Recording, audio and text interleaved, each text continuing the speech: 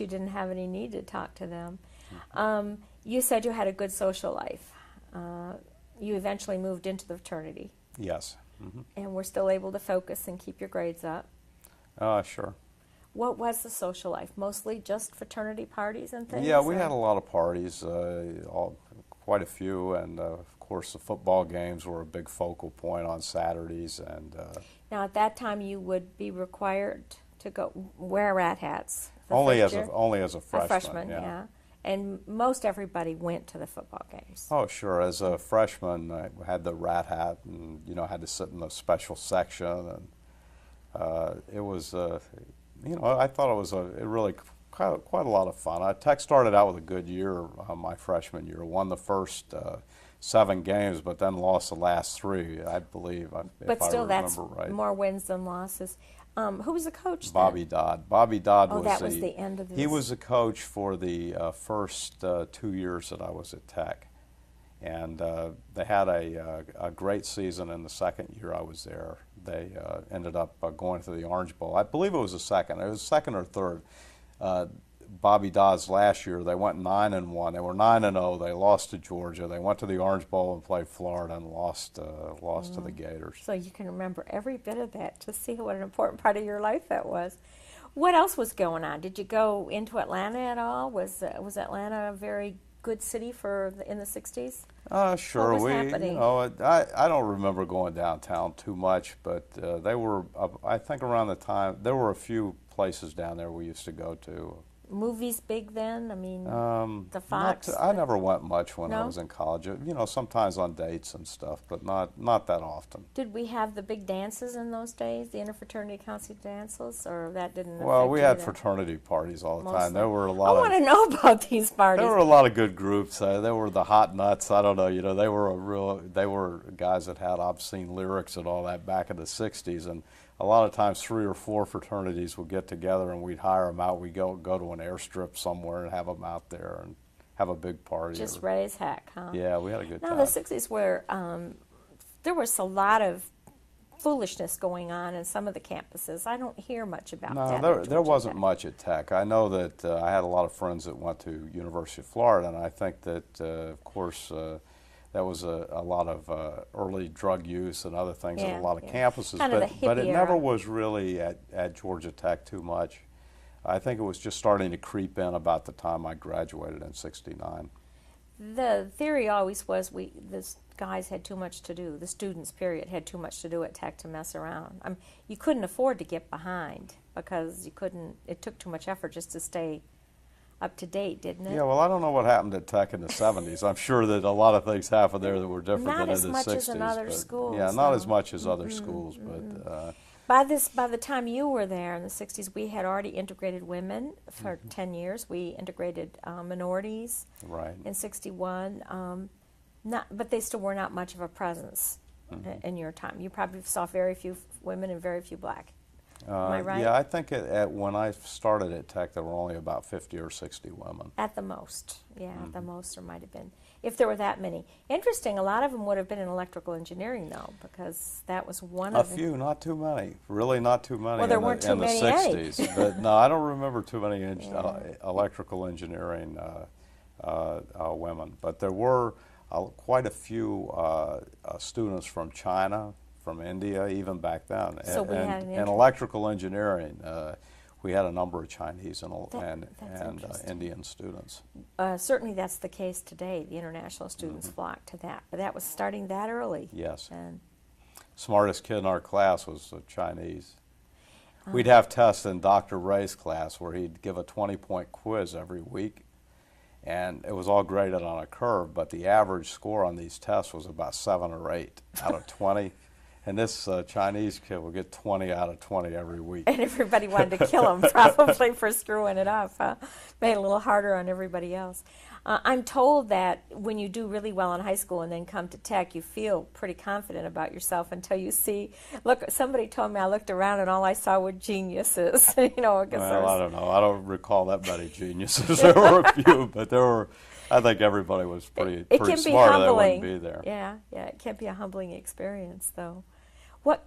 Now you said at the end of that quarter you got your job with Florida Power and Light. Yes. So you just came on home, lived Right, at home. and I made a lot of money with Florida Power and Light for 2 straight years because we had hurricanes in the summer of '65 and the summer of '66, so that I was able to work basically double time for a number of weeks. Each time about a week at 18 hours a day, double time. So I was able to really make a lot of money. Were you out just actually doing physical work then, stringing lines and things of that No, sort? no. During a hurricane, when you have a hurricane, all the power gets knocked out. Right. And my job during the hurricanes, everybody had a job, and I had a truck that I drove for Florida Power and Light, so I was assigned to a substation.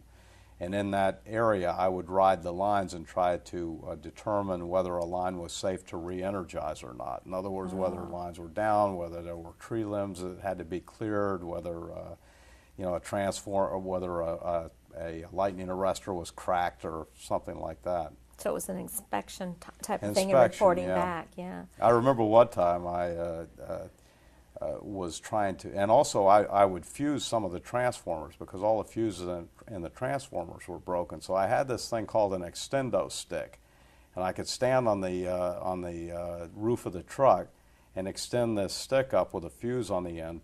I could pull the old fuse out and put the new fuse in, but these sticks were kind of hard to handle because they were 30 feet in the air, even standing on the truck. So if there was any wind, the tip of the stick would move. So one day, this is one of the only experiences I really remember out of this, but I was trying to refuse one of the lines that goes out, from the pole. It's a big barrel fuse, and I couldn't get the tip of this extendo stick into the hook of the fuse up there. So a lineman was driving by in his truck, for a South Carolina lineman, because they'd bring linemen in from all over the place.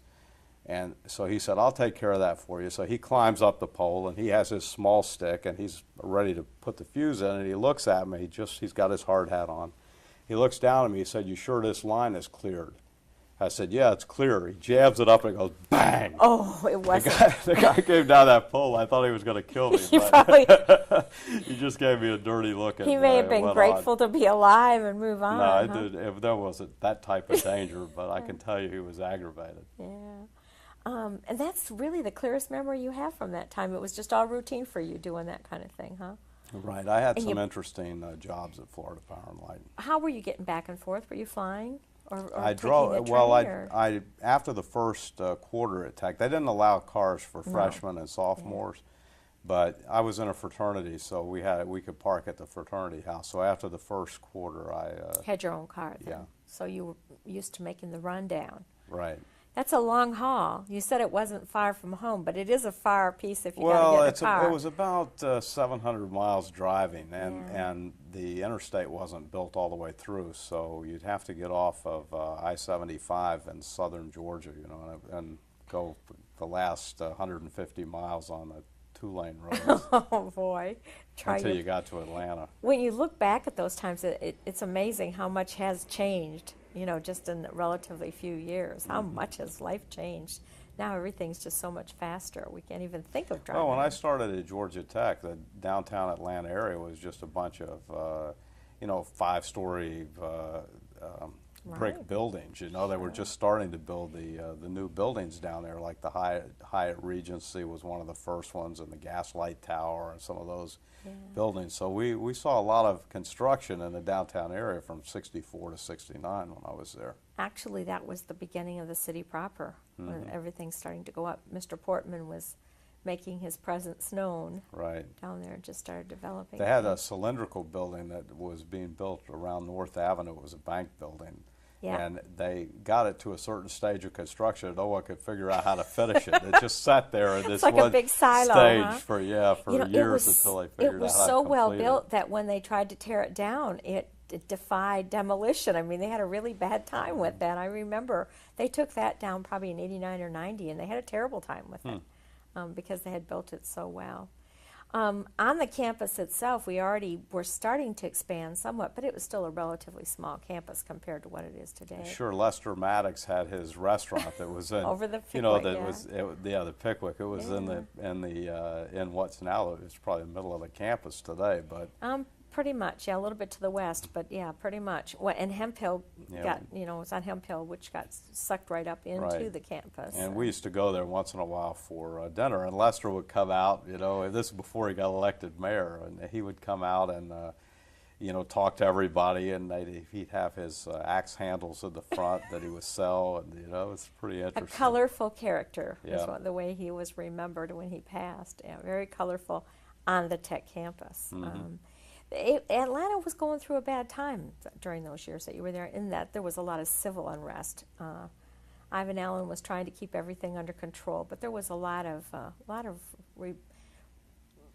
the first peaceful, Martin Luther King's first peaceful sit-downs and all that. Do you have any awareness of that at all? Did that Not affect really. you? It didn't affect your life at all? No. Yeah.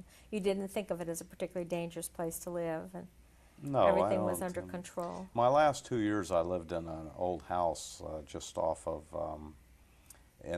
by Piedmont Park.